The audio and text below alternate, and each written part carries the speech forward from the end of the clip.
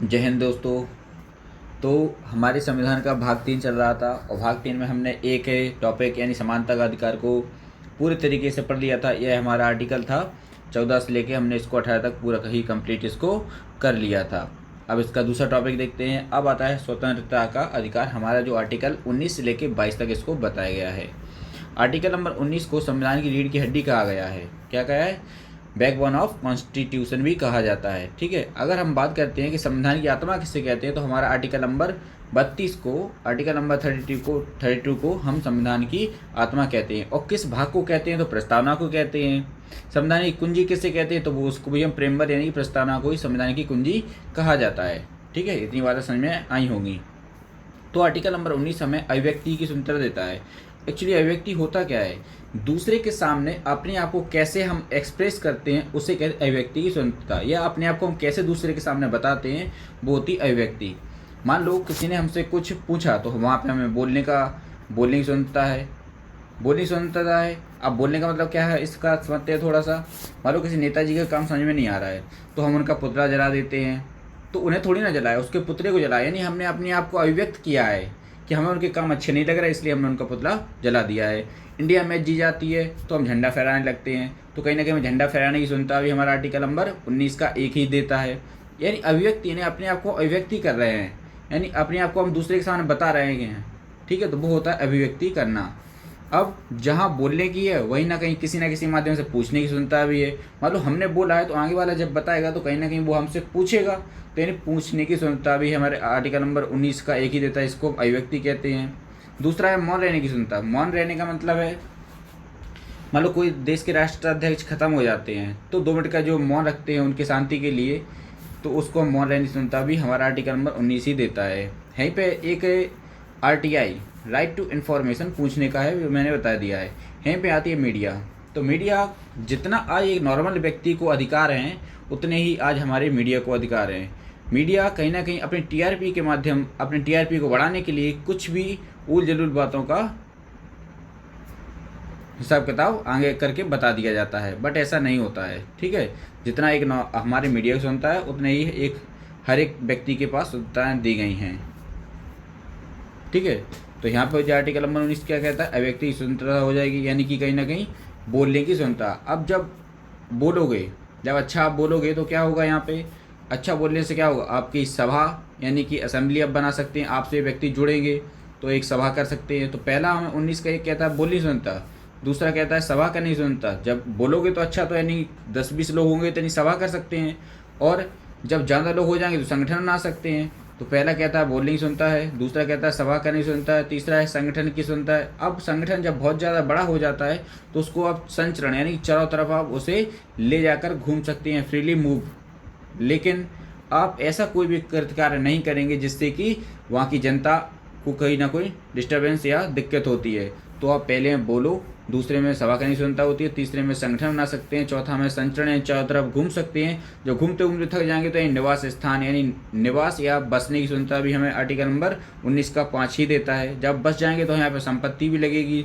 तो 6वें में क्या था? संपत्ति थी, और आर्टिकल नंबर जब संपत्ति हो जाएगी तो यानी कोई ना कोई यहाँ बिजनेस यानी कोई ना कोई हमें प्रोफेशन चुनना पड़ेगा, तो यानी व्यापार भी आप कर सकते हैं।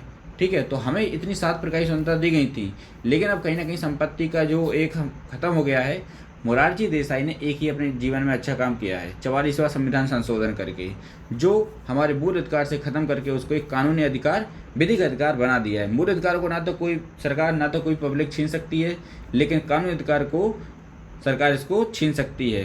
ठीक है, तो हमारा ये संपत्ति का अधिकार आर्टिकल नंबर 300 का में इसको रख दिया गया है, एक वैधिक अधिकार कानूनी अधिकार हो गया है। अब इसमें क्या हो, संपत्ति कोई व्यक्ति तो नहीं छीन सकता, लेकिन सरकार को जब जरूरत पड़ती है तो हमारी वो संपत्ति को ले लेती है, और कोर्ट के द्वारा एक मुआवजा तय कर दिया जाता है। मुआवजा के अकॉर्डिंग आप उसको मतलब मुआवजा मिल जाएगा, उससे आप आगे और कहीं ज़मीन ले सकते हैं, कुछ भी कर सकते हैं, कोई बिजनेस कर सकते हैं। तो संपत्ति का एक वैधिक अधिकार हो गया है। देखो ये तो है अपने आप को, मतलब आप इतनी सारी चीज़ें कर सकते हैं, बोल सकते हैं, सभा कर सकते हैं, संगठन बना सकते हैं, संचरण कर सकते हैं, निवास कर सकते हैं, संपत्ति का था जो खत्म हो गया, और व्यापार ही कर सकते हैं किसी न किसी माध्यम में। व्यापार यानी कि बसने का कहीं ना कहीं पहले जम्मू कश्मीर में नहीं था, अब लेकिन ऑल ओवर इंडिया में आप कहीं पर भी बस सकते हैं, बिजनेस कर सकते हैं। लेकिन कुछ इसके अपवाद भी हैं, जैसे कि एकता अखंडता पे आप कुछ नहीं कर सकते हैं। अभिव्यक्ति है, स्वतंत्रता है आपको सभी के पास, लेकिन आपके देश की अखंडता एकता पे आप नहीं बोल सकते हैं। देश की सुरक्षा एजेंसियों को लेके आप नहीं बोल सकते हैं। तीसरा, आप किसी पब्लिक डिस्टर्बेंस नहीं कर सकते हैं। किसी की मोरल को आप ठेस नहीं पहुंचा सकते हैं, उसके आत्मविश्वास को। आप कोर्ट की अवमानना नहीं कर सकते हैं।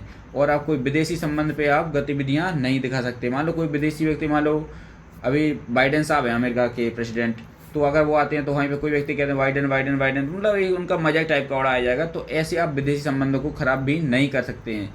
अगर हमें हमारी अभिव्यक्ति, हमें हमारे स्वतंत्रता जो दी गई है, बोलने की है, सभा की है, संगठन की है, आप ये सभी कर सकते हैं, लेकिन इसके अलावा आप ये सभी चीज़ें नहीं कर सकते हैं। ठीक है, तो शायद आई होप आर्टिकल नंबर 19 समझ में आया होगा। ठीक है, अब आगे देखते हैं। अब आर्टिकल नंबर 20 क्या कहता है। आर्टिकल नंबर 20 कहता है 2 सिद्धि में संरक्षण, यानी कि प्रोटेक्शन फ्रॉम कन्वेक्शन। इसमें क्या है, 2 सिद्धि में संरक्षण, यानी कि जब तक किसी व्यक्ति पर अगर एफआईआर हो जाती है, एफआईआर अगर हो जाती है या उसकी कोई शिकायत पुलिस थाने में हो जाती है, तो वो एक अपराधी नहीं माना जाएगा। अपराधी वो कब माना जाएगा, जब उसको कोर्ट के द्वारा, जब उसको कोर्ट उसको अपराधी घोषित कर देगी, जब उसको अपराधी माना जाएगा। ठीक है, तो ऐसी 2 सिद्धि में संरक्षण अब कितने प्रकार से हैं तो वो भी देखते हैं यहाँ पे। तो 20 का इसमें 3 प्रकार की बातें जोड़ी गई। पहला में क्या है, अपराध के समय के कानून के हिसाब से सज़ा मिलेगी। अब इसका मतलब क्या है, अपराध के समय, मान लो 2020 में, ऐसे मान के चलते हैं 2020 में किसी ने किसी हाथ तोड़ दिया है, और हाथ तोड़ने की सज़ा 1 साल है उस टाइम पे। ठीक है, अब उसने केस कर दिया, तो केस कहीं ना कहीं वो चलते चलते 4-5 साल लग जाते हैं, यानी मान लो 2025 आ गई, और 2025 में मोदी सरकार ने नियम बना दिया कि हाथ तोड़ने पर सीधी फांसी है। तो ऐसा नहीं होगा, तब वो अपना जो मौके रहेगा वो अपने आप को बताएगा कि जिस समय हमने हाथ तोड़ा था उस टाइम पे हाथ तोड़ने की सज़ा 1 साल थी, तो हमें उसी हिसाब के समय से हमें सज़ा सुनाई जाए। तो यानी अपराध के समय जो आपने सज़ा, आपने कोई क्राइम किया और उस टाइम पे क्या नियम फॉलो हो रहे थे, उसी के हिसाब से उसको सज़ा मिलती है। अब ठीक है, अब उसके पहले भी नहीं दे सकते हैं। जैसे कि पहले अगर मुगल काल में थोड़ा जाते हैं तो वहाँ पे भी क्या था कि हाथ के बदले हाथ, आँख के बदले आँख, ऐसे कुछ नियम कानून थे, तो आप उसके हिसाब से भी नहीं देखेंगे। यानी इसमें एक ही बात को सीधा बताया गया है कि अपराध के समय जो नियम कानून होते थे, अपराध जब व्यक्ति ने किया है उस समय क्या सज़ा थी, बस वही दी जाएगी, इसके अलावा कोई सज़ा नहीं दी जाएगी। अब दूसरा क्या कहता है, एक अपराध के लिए एक सज़ा। अब देखो, फिल्मों में सुना होगा चाहे मर्डर 1 करो, चाहे मर्डर 2 करो, चाहे मर्डर 3 करो, होने तो सजा ही है, बट ऐसा नहीं है। इसका देखते हैं, इसका मतलब क्या होता है। एक अपराध के लिए एक सज़ा। मान लो आज किसी व्यक्ति ने एक का मर्डर कर दिया, एक व्यक्ति का मर्डर कर दिया, और उसने आगे चल के एक दूसरे व्यक्ति का मर्डर कर दिया, तो इसके जो घर परिवार वाले होंगे ये भी एफआईआर करेंगे, और इसके घर परिवार वाले होंगे वो भी एफआईआर करेंगे। तो इसमें क्या हो जाता है, इसमें इसकी सज़ा को बढ़ जाती है, इसकी सज़ा, और क्या हो जाती है, बढ़ जाती है इसकी सज़ा। ठीक है, इतनी आई होप समझ आया होगा। अब तीसरा देखते हैं, खुद के विरुद्ध गवाही नहीं देगी। अब मान लो पुलिस आपको अरेस्ट कर लेती है, गिरफ्तार कर लेती है, तो पुलिस का तो काम ही है मारना पीटना, तो पुलिस का कहती है कि उसे ज़बरदस्ती उसका गुनाह कबूल करवाती है कई बार। तो व्यक्ति को उस टाइम पे क्या करना चाहिए, अगर उससे बचना है अपनी मारपीट से, तो तुरंत उसे अपना गुनाह कबूल कर लेना चाहिए, क्योंकि उस टाइम फिर पुलिस उसको मारेगी नहीं। ठीक है, और जब वो कोर्ट जाएगा तो जज साहब के सामने कह सकते हैं कि जज साहब हमें मारा पीटा जा रहा था, इसको वजह हमने इसको बोल दिया था। तो यानी हम कह सकते हैं कि वहाँ पे अपराधी की वो जो अपने आप को बताता है, अपने आप की गवाही देता है, तो उसकी मान्य नहीं होती है पुलिस के सामने गवाही। ठीक है, यानी खुद के विरुद्ध गवाही मान्य नहीं होती है। तो आई होप आर्टिकल नंबर 20 भी शायद थोड़ा बहुत समझ में आया होगा। अब आगे देखते हैं, आर्टिकल नंबर हमें 21 क्या कहता है। थोड़ा इसको 21 को अच्छे समझने वाली थोड़ी बातें हैं, और आर्टिकल नंबर है भी बहुत अच्छा है 21, क्योंकि इसके बहुत सारी चीज़ें होती रहती हैं। तो देखते हैं, आर्टिकल नंबर 21 कहता है प्राण एवं दैहिक स्वतंत्रता। प्राण एवं दैहिक स्वतंत्रता, प्राण यानी कि हमें लाइफ को बताता है, और दैहिक यानी पर्सनल लिबर्टी के लाने बताता है। तो पहले देखते हैं लाइफ के बारे में। लाइफ क्या होती है, देखो कई बार ये होता है, ऐसे आपने कई वाहन ऐसे देखे होंगे, मोटर व्हीकल ऐसे देखे होंगे जिनसे कहीं ना कहीं बहुत ज़्यादा मात्रा में कार्बन यानी कि उससे धुआं निकलता है, तो कहीं ना कहीं ये हमें पर्यावरण को भी डिस्टर्ब करता है। तो देखते हैं मोटर व्हीकल वाहन अधिनियम बने हैं, ठीक है, ज़्यादा पॉल्यूशन वाली चीज़ें होती तो उनको भी कहीं ना कहीं ऐसे वाहनों को ख़त्म कर दिया जाता है, तो पर्यावरण इससे बच जाता है अपना। ठीक है, दूसरा क्या है लाइफ के बारे में, प्राण के बारे में। व्यक्ति अपने आप की आत्महत्या भी नहीं कर सकता है। तो आत्महत्या को IPC के सेक्शन नंबर 309 में बताया गया है, यानी व्यक्ति अपने आप को मार भी नहीं सकता है। ठीक है, अगर वो मारता है तो ठीक है, मर ही गया है, अगर बच जाता है तो 309 के अकॉर्डिंग उसको अरेस्ट कर लिया जाएगा। तीसरा क्या है, हेल्थ। तो हेल्थ पे देखा होगा, जैसे कि अभी कोरोना टाइम निकल गया है, कोरोना के टाइम पे तो सरकार ने क्या किया है कि कहीं ना कहीं जो इतनी महंगी वैक्सीन को फ्री में इसको इंजेक्ट कराया गया, लगवाया गया, तो यानी हेल्थ पे भी सरकार ध्यान देती है। तो यानी क्या हो गया, तो यानी हम लाइफ को 3 तरीक़ा से बांट सकते हैं, यानी प्राणों को अपने कि पर्यावरण से बच सकते हैं, दूसरा अपने आप को नहीं मार सकते, और तीसरा हमारी हेल्थ पे भी सरकार कहीं ना कहीं गवर्नमेंट हमें ध्यान देती है। ठीक है, अब बात करते हैं पर्सनल लिबर्टी क्या होती है। पर्सनल लिबर्टी यानी एकांत। अगर व्यक्ति कोई एकांत में रहना अगर चाहता है, एकदम अकेला रहना चाहता है, तो वो एकांत में रह सकता है। उसका पर्सनल लिबर्टी है, दैहिक स्वतंत्रता है, उसे कैसे रहना है कैसे नहीं रहना है, तो एकांत में भी वो रह सकता है। दूसरा है विदेश यात्रा। यहाँ पे केस निकल के आता है भारत सरकार का और मेनका गांधी का।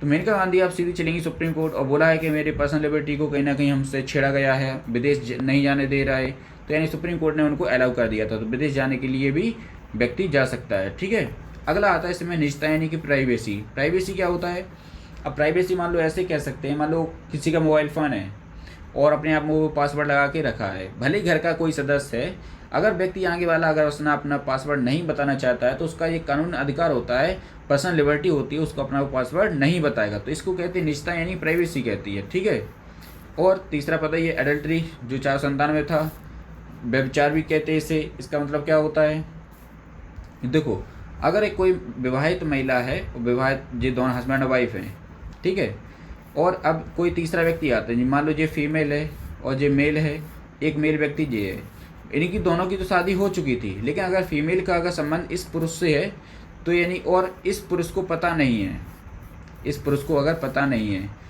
ठीक है, तो और व्यक्ति को बाद में इस व्यक्ति को पता चल जाता है कि जो इसकी जो वाइफ है उसका संबंध किसी दूसरे वे से, तो वो वहाँ पे केस नहीं कर सकता है। अगर गुनहगार होगा तो यानी ये पुरुष ही होगा, महिलाओं को यहाँ पे गुनहगार नहीं माना जाता है। ठीक है, और बट इसका जो हस्बैंड रहेगा वो इस बेस बनाकर वो इससे डिवोर्स ले सकता है, इस पर वो केस नहीं कर सकता महिला पर। ठीक है, तो यानी इसको एडल्ट्री को भी ख़त्म कर दिया है। ठीक है, यानी इस यहाँ पे वो तलाक ले सकता है, इस पर वो केस नहीं कर सकता है व्यक्ति। ठीक है, अब आगे देखते हैं 21 का का। 21 के का को समझने के लिए थोड़ा देखते हैं इसमें क्या है। तो आर्टिकल नंबर 21 का हमें देता है शिक्षा का अधिकार, इसमें जोड़ा था कब 86 बार संविधान संशोधन करके 2022 में। यहाँ पे बताया गया था कि 6 से 14 साल के बच्चों को निःशुल्क शिक्षा दी जाएगी। तो यहाँ पे देखा होगा प्राइमरी जो स्कूल होते हैं, सरकारी स्कूल होते हैं, उनमें 6 से 14 साल के जो बच्चे होते हैं उन्हें फ्री में निःशुल्क शिक्षा दी जाती है। अब यहीं से अगर बात करते हैं थोड़ा, अगर वो 20 वाला देखते हैं, 20 में क्या लिखा था, सॉरी 20 नहीं, यहाँ पे 21 में लिखा था, 21 के हेल्थ में लिखा था। हेल्थ का मतलब क्या होता है, तो 21 का एक काम है, हेल्थ में एक चीज़ जोड़ी गई है। अगर बच्चा छोटा है, अगर बच्चा मान लो 0 साल का है, 0 साल से वो 6 साल तक होता है, यानी 0 से 6 साल तक, तो सबसे पहले सरकार उसके हेल्थ पे ध्यान रखती है। तो देखो बचपन में देखा होगा पोलियो, खसरा, टीका, बहुत सारे ऐसे टीका लगते हैं जो काफ़ी कॉस्टली होते हैं, बट उन्हें कहीं ना कहीं सरकार के द्वारा हेल्थ के अकॉर्डिंग उसको लगा दिया जाता है बच्चों की कहीं ना कहीं बीमारियों को रोकने के लिए। और जब वो 6 साल का हो जाता है, 6-14 साल के बच्चों को क्या निःशुल्क शिक्षा दी जाती है। यानी कि यहाँ से एक चीज़ समझ में आई है कि अगर बच्चा 0 साल का 6 साल तक पहुँचा तो यहाँ पहले सरकार उसकी हेल्थ पर ध्यान रखेगी, और 6 से 14 साल तक जब बच्चा जाएगा तो यहाँ पर उसकी प्राइमरी जो शिक्षा होती है उसको भी निःशुल्क बनाया गया है। ठीक है, तो 0 से लेकर 14 साल तक के बच्चों को सरकार एक प्रकार से प्रोटेक्ट करती है, ऐसा आप मान सकते हैं। ठीक है, अब आर्टिकल नंबर 22 देखते हैं। आर्टिकल नंबर 22 हमें देता है एनकाउंटर के बारे में बताता है, अरेस्ट के बारे में बताता है, कस्टडी के बारे में बताता है, रिमांड के बारे में बताता है, और नज़रबंद के बारे में बताता है। तो देखो आर्टिकल नंबर 22 एक बड़ा टॉपिक है, तो इसको हम बाद में क्लियर करेंगे। आई होप इतना बताया है, शायद आर्टिकल नंबर 19 से लेकर 21 के का तक तो समझ में आया होगा। अगर वीडियो अच्छा लगता है तो इसको लाइक, सब्सक्राइब, शेयर करें। थैंक यू, जय हिंद।